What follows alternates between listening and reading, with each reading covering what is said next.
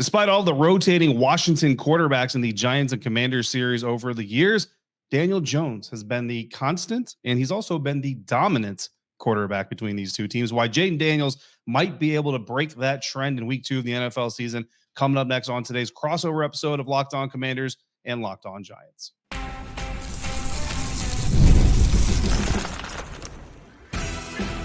You are Locked On Commanders, your daily podcast on the Washington Commanders. Part of the Locked On Podcast Network, your team every day. And welcome in, everybody, to this week's crossover Thursday episode of Locked On Commanders and Locked On Giants, both part of the Locked On Podcast Network, your team every day. I'm David Harrison. She is Patricia Trano. We are the hosts of Locked On Commanders and Locked On Giants podcast, respectively, your daily podcast covering each of these NFL teams. And if you haven't yet, you can subscribe for free wherever you are tuning in for today's crossover episode. And on that episode, we're going to talk to you about why rookies might rule the day in this week 2 matchup this weekend, why less Jayden Daniels might actually be better for Washington, and why the Big Apple has a big quarterback problem, or remains to have a big quarterback problem, potentially. Crossover Thursday is presented by Prize Picks. Go to prizepicks.com/LockedOnNFL. Use the promo code LockedOnNFL, all lowercase, all one word, to win $50 instantly when you play $5. We want to thank you for coming through for today's crossover episode. And every dayers, we want to send a special thank you your way for coming through every single day. Patricia, the New York Giants are the away team, so they will be welcomed into the warm confines of the Northwest Stadium, the newly named Northwest Stadium, formerly known as FedEx Field. JP Finley out here in the DC area says that we should nickname it the Fed. After having to say the stadium name for the first time on the show, I'm actually a pretty big fan of that. It's much easier to say. But the Giants are coming in. What big storyline on offense are they bringing in with them? I think it starts with Daniel Jones. Last week, Daniel Jones returning from that ACL injury that he suffered week 9 of the 2023 season. Hadn't really played well up until that point. And, there were a lot of question marks. How would he look when he returned? We kind of saw some glimpses of, that were inconsistent throughout the summer in the preseason.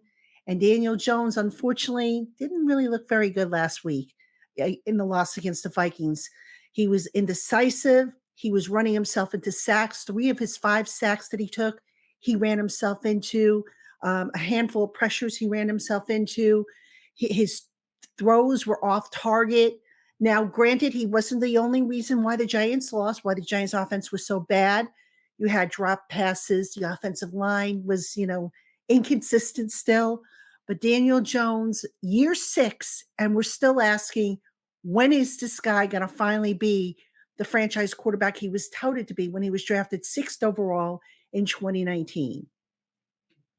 Yeah, I mean, when you just look at the numbers, right? Stat scouting is incredibly dangerous. Like, nobody should ever just be a stat scout and say, I know exactly what a player is or what a team is by looking at their stats. But here's a stat for you to stat scout what happened last weekend. Daniel Jones, 22 of 42, 186 yards, 2 interceptions, 44.3 passer rating.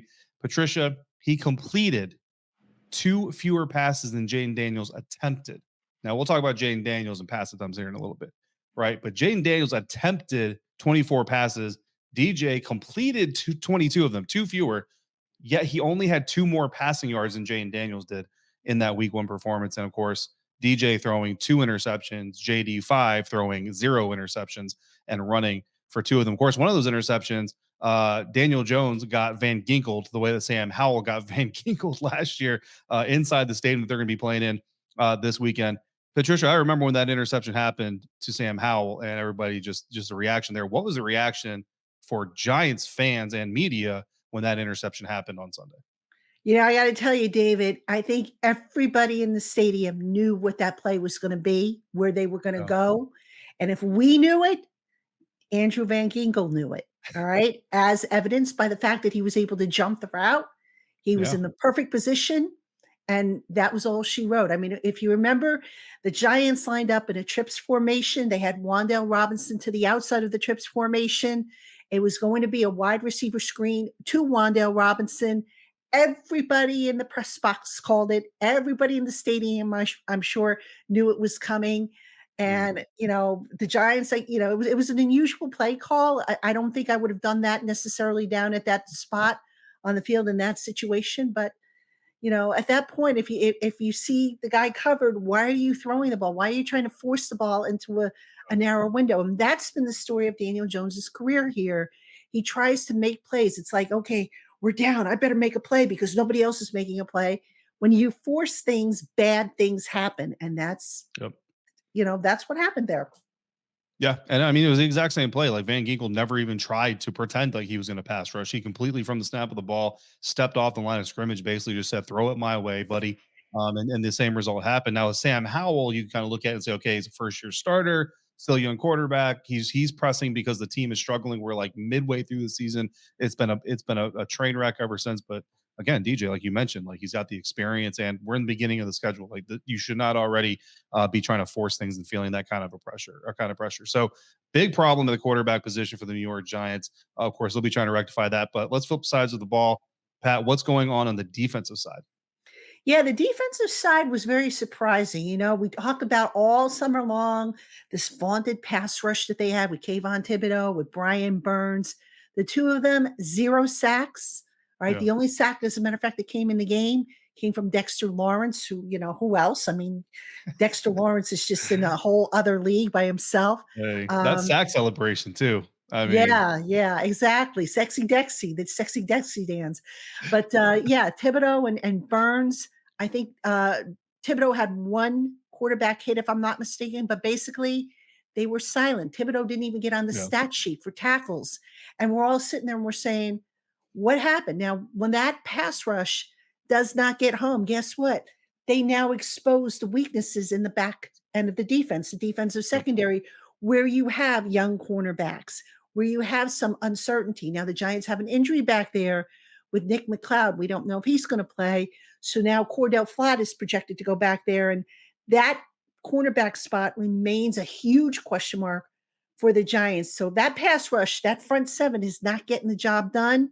You mhm. got to hold your breath and hope and pray that the back end of the defense is going to be able to hold up. And it just, they weren't able to do so on a consistent basis.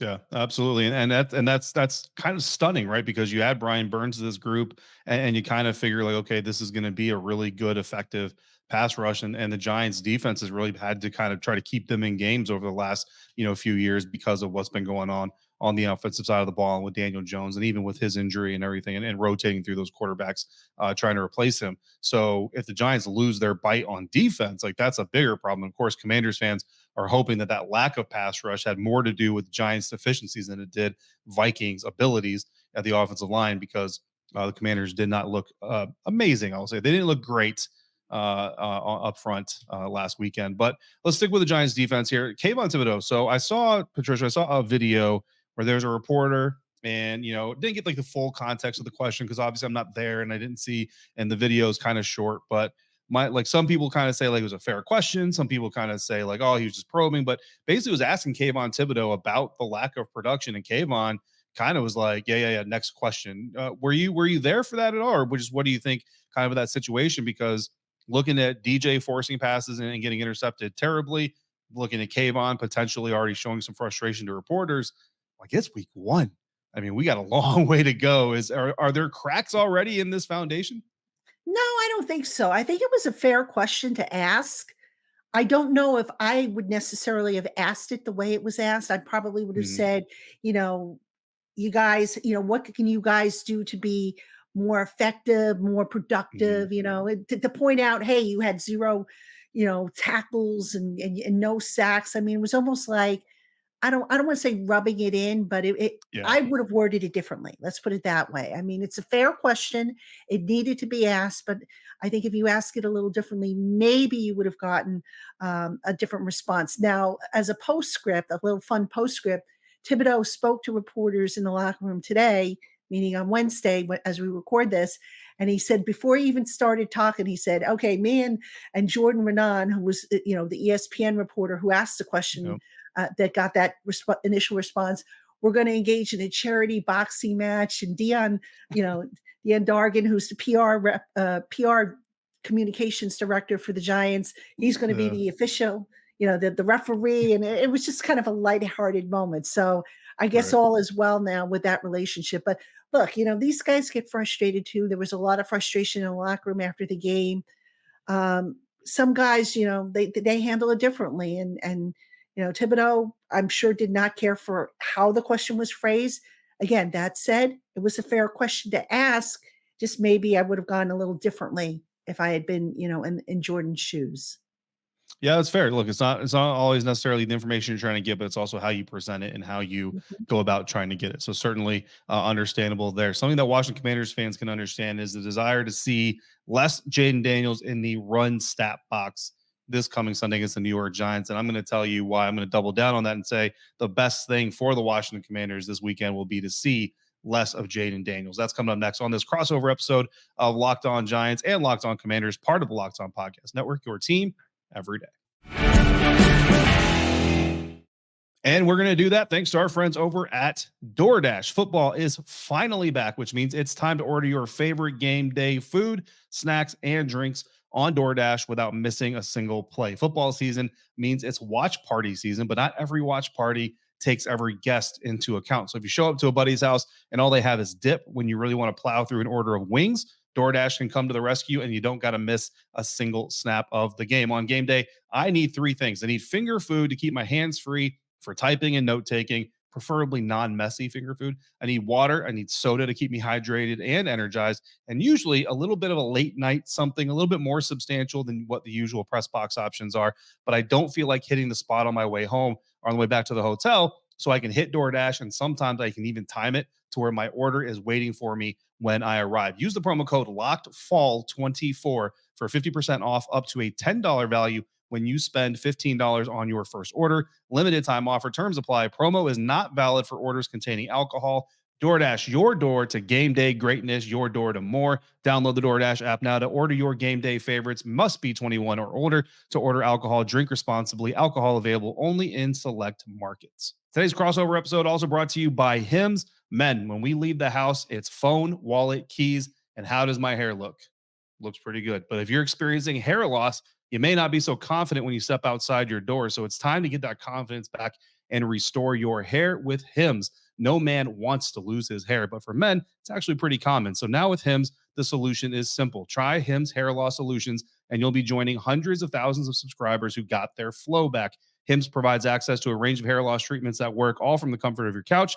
They offer personalized chewable oral spray and serum treatment options so you can find what works best for you. The process is simple and 100% online. So start your free online visit today at hims.com/lockedonnfl. That's HIMS.com/lockedonnfl for your personalized hair loss treatment options. hims.com/lockedonnfl. Results vary based on studies of topical and oral minoxidil. Prescription products require an online consultation with a healthcare provider who will determine if a prescription is appropriate. Restrictions apply. See the website for full details and important safety information. Washington Commanders are looking to get their first win of the season, and to do it, they may actually need to see less of their star rookie quarterback. I'll explain here in just a minute. Thank you for making Locked On Commanders and Locked On Giants your first listen today and every day. Also, check out the new Locked On NFL. Locked On NFL is now 2 shows every single day. First, the madman Tyler Rowland kicks off your morning with a double shot of NFL espresso, and then you can roll by the barbershop with Tony Wiggins for some real NFL talk every afternoon. Add in the Locked On local experts, and you get unprecedented NFL insight, hot opinions, detailed breakdowns, all in 30 minutes. It's the new Locked On NFL, and it's twice per day. So, Trish, we talked about the biggest stories. The New York Giants are packing in their to-go, or their carry-ons, rather, to bring with them to Landover, Maryland. And they're going to be walking into a situation where, coming off a loss, the focus is obviously not on sustaining as much as it is improving. And where you want to improve on offense is a little bit to do with having too much Jayden Daniels in week 1 against the Tampa Bay Bucks. So in week 1 against the Bucks, Jayden Daniels had 16 carries, 88 yards. He was the leading rusher on both sides of the ball, also had 2 touchdowns. So that all sounds like really good news. And for my fantasy team, it was very good news, to be quite honest with you. But it's also incredibly unsustainable. You can't expect your quarterback to run the ball that often. And to be fair, Cliff Kingsbury dial up 16 carries for Jayden Daniels. It's just kind of how it happened. He completed 1 more pass than he had runs, threw for 184 yards, no touchdowns, no interceptions, but he did have 2 fumbles. One was on a pass that ended up going backwards off the field to play for a 15-yard loss, and then he was strip sacked at one point, but the Commanders were able to recover that fumble. So no turnover. You don't want if you're a rookie quarterback. But the reason I say less Jayden Daniels would be better for Washington, Patricia, is not because I want to see Jayden Daniels play less or try to throw less or anything like that.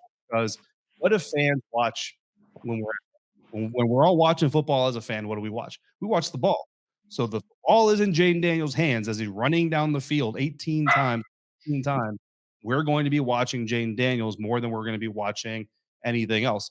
So we need to see the ball leave Jayden Daniels' hands more than the 17 times that it did against the Tampa Bay Buccaneers, because if we don't see it leave his hands 22, 24 times, and that means it's going to be staying in his hands, running above his legs as he's sprinting down the field. And look, we love all the sprinting that he did. And again, the 88 yards is great, but again, it's not sustainable. So you need to see other players like Terry McLaurin, Olamide Zaccheaus, Zach Ertz getting the ball in their hands so that we see more of those guys. Yeah, and you know what, David, let me give you a fun little stat here. I talked about Kayvon Thibodeaux in the last segment. Kayvon Thibodeaux against Washington, 26 tackles, 5.5 sacks, 8 tackles for a loss. Now, you compare what he's done with against the other 2 NFC East teams. Dallas, 6 tackles, Philly, 3 tackles. Dallas and Philly, 0 sacks each. Tackles for loss, 0. So Kayvon Thibodeaux seems to come alive whenever he plays the Washington Commanders. And if you remember, I think it was last year, there was the game at Washington.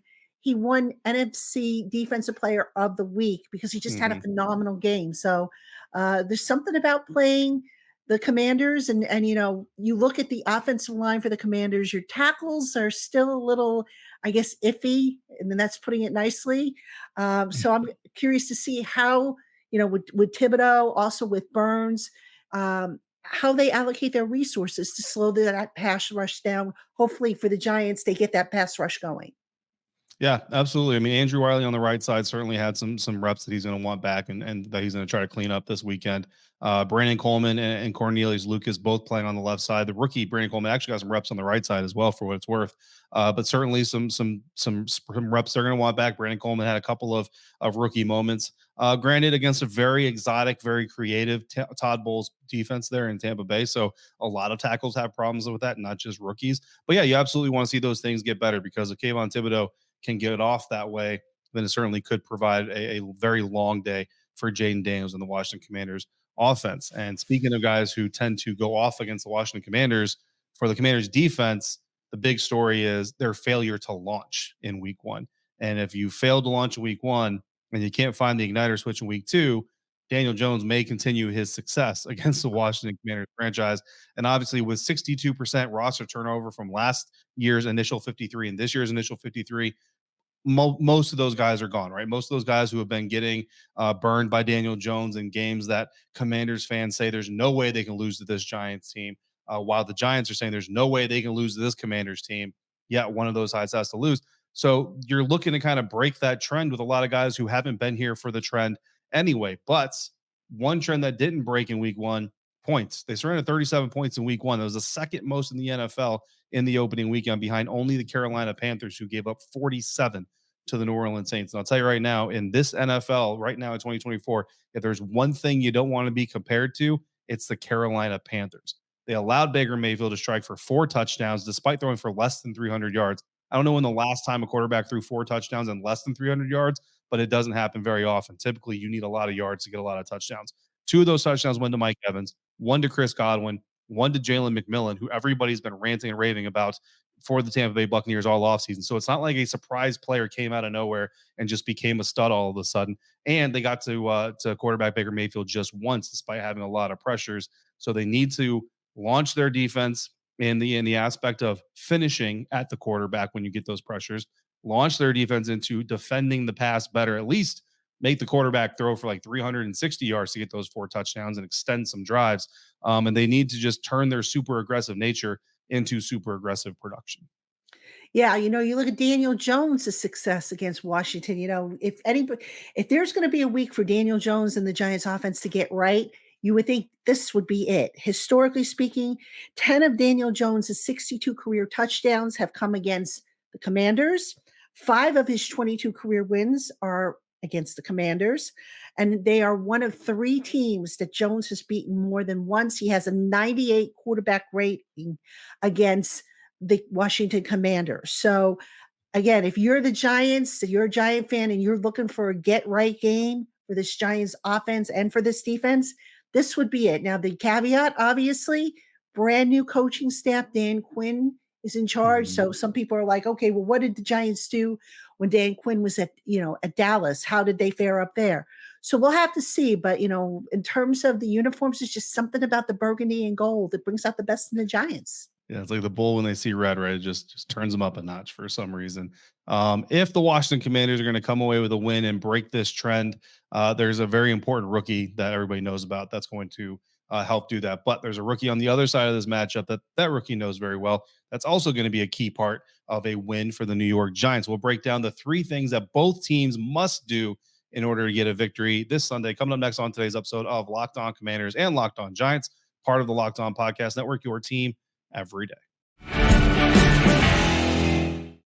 And we're going to do that thanks to our friends over at FanDuel. You've heard us talking about FanDuel a lot, and that's because America's #1 sportsbook is FanDuel. We've got a little something different for you running this month. Now through September 22nd, all FanDuel customers can bet $5 and get a 3-week free trial of NFL Sunday Ticket from YouTube and YouTube TV. Then with the YouTube TV base plan, you'll be able to watch every regular season Sunday afternoon out of market game. All you need is a Google account and a current form of payment, and you can cancel that at any time. I've taken advantage of that, so I'm enjoying my 3 free weeks of NFL Sunday Ticket, even though most Sundays I'm a little bit busy and can't watch all the games anyway. But you get it for free, so take advantage of it. And if that's not enough for you, be sure to check out FanDuel's Profit Boost in the app and use it for FanDuel's double your winnings for all of Sunday, September 15th, pregame money line bets. Profit Boost will be live starting Thursday, September 12th. So view your account page now to learn more about your boost. The Commanders are right now 1.5-point favorites in week 2 against the New York Giants. So whatever you want to bet on, go to FanDuel.com to download America's #1 sportsbook. This week's Crossover Thursday episode of Locked On Giants and Locked On Commanders brought to you by Prize Picks. And we've got 3 most important things that Patricia, the Giants don't need to do. The Giants should not that they should do it. They must do these 3 things to beat the mighty Washington Commanders. What are they? Number 1, get the ball to Malik Nabers. I mean, last week, the Giants targeted him, I want to say, 5 times? And just that's not enough. You've got this dynamic receiver, this guy who can get behind defenses, this guy who can separate, and you got to get the ball in his hands. It's that simple. I'm not saying throw every single pass to him, but certainly get him some more targets than just, the 5 or so that he had in week 1. It's like, almost like he was invisible. I don't want to say invisible, but, he didn't make the impact that I think a lot of people were hoping that he could make in that game. So feed Leak, as he likes to be called. So that's number 1. Number 2, get after Jayden Daniels. As good as Jayden Daniels might look, he's still a rookie. He's still going to make rookie mistakes. He's still going to be vulnerable to pass pressure. He's going to be vulnerable probably to disguise defenses. So do what you've got to do to get pressure on this guy and hope that he turns the ball over, makes a mistake, tries to fit something into where it doesn't belong. Just, turnovers. The Giants have a pretty good 1-loss record when they can force at least 2 turnovers in a game. I think there's something like 5-1. Since going back to 2022. So get the turnovers, force the quarterback to make mistakes. And then finally, I'm going to come back to Daniel Jones. Daniel Jones has got to play better than he did last week. Not force stuff into tight windows. Be smart about the ball. The turnovers have got to stop. Now, I anticipate Daniel Jones is probably going to rely on his legs a lot in an effort to move the ball. That's really the strength of his game right now, but they've got to open things up. He can't be reluctant to take some deep shots down the field. I know last week the Vikings did some stuff that took away some of those deep passes, but not every play. There were opportunities to get the ball down the field when they're there, recognize them, take them, and hit them. Yeah, look, the Tampa Bay Buccaneers, they didn't really expose the secondary because I think pretty much everybody already knew the secondary wasn't necessarily as strong due to the Washington Commanders defense, but they certainly took advantage of it. And Malik Nabers, 5 catches. Terry McLaurin, and Terry McLaurin fans would love for Terry McLaurin to just get 5 targets. Terry McLaurin, 4 targets in week 1, 2 catches. So they hear you on the feed your number 1 receiver. Again, doesn't matter if your number 1 guy is a quote unquote number 1 receiver in the NFL. If he's your number 1, you should be feeding him, and getting pressure on any rookie quarterback is always going to be good for any opposing defense. But of course, the trick on both sides of this matchup, right, is going to be keeping that pocket disciplined while you're trying to pressure that quarterback, because you let him leak out, and that's how you give up 88 yards rushing. And then of course, Daniel Jones, his relationship to this rivalry is well documented. Patricia, for the Commanders, the 3 things that they got to do, must do: tackle and finish, which obviously includes tackling, protect Jayden Daniels, and make your stinking field goal kicks. So tackling, the Washington Commanders actually got a lot of pressure on Baker Mayfield. If I remember correctly, it was 9 pressures on Baker Mayfield against Tampa Bay Buccaneers. And I cannot tell you how many times I watched Baker Mayfield ping pong in the pocket, move left, move right, move back, move up, and then escape and get yards either with his feet or extend the play and find a receiver downfield. Because again, no secondary, I don't care how good your secondary is, they're not going to be able to cover for 5 to 7 seconds. Bad ones especially cannot cover for 5 to 7 seconds. So they've got to absolutely finish those pressures, turn them into sacks, turn them into QB hits, turn them into strip sacks, whatever you got to do. But also just tackling. There were some tackling issues on the field. And again, you talk about guys like Daniel Jones and how much they're going to get out of there. And you're 100% right. Watching the tape of the Vikings-Giants game, a lot of the times Daniel Jones did damage with his feet. It's because the Minnesota Vikings, in an effort to get pressure, lost pocket contain. They lost their own pocket contain, and you can't do that against quarterbacks that are looking to take advantage of you, like Jayden Daniels. Right now in week 1, we saw good protection of Jayden Daniels in the sense that Jayden was getting down and getting out of bounds. Didn't take a lot of hits. I know his helmet came off a couple of times, and that's all everybody's talking about. But for the most part, his weird little combat roll that he's got going on instead of sliding was being pretty effective, and he was protecting himself. Eventually, as long as he continues to do that, we'll get to a point where we don't bring that up on a regular basis. But it's only week 2. We've only seen it 1 week. So we got to see more of Jayden Daniels making these smart decisions as he's running before we're able to move on from that topic. And then field goal kickers. Patricia, when's the last time you saw a Super Bowl winning team go through 5 kickers in one season? Never. Yeah. When's the last time you saw a team go through 5 kickers through week 1 of the NFL season? The Washington Commanders. I mean, the Giants came close last year. They went through what, 4 kickers, 5 kickers, or something like that. But they were hardly a Super Bowl contender. Right. But yeah, I mean, the Washington having Commanders an established kicker is important. Absolutely. The Washington Commanders are 0-1, and they are on their 5th kicker, Austin Seibert, coming in for week 2. 5th time's the charm, as they say.